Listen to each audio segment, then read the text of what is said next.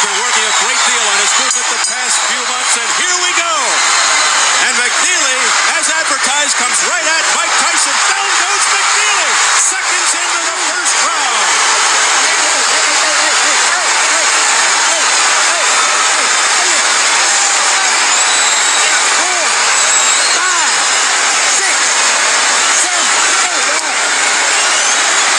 Seconds into the fight, McNeely on the canvas.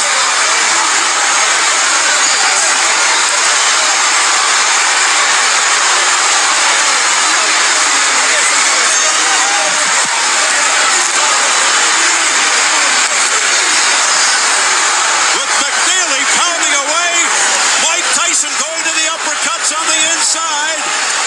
Tyson seeming to just hang back there waiting for that one shot. He isn't moving, and he's letting McNeely get away with an awful lot of pounding. 1 minute gone by. McNeely's already been down. I'll tell you what, Steve. Nothing but brawling. McNeely's giving a good account of himself already. Knock that shit off. Come on. Let's go.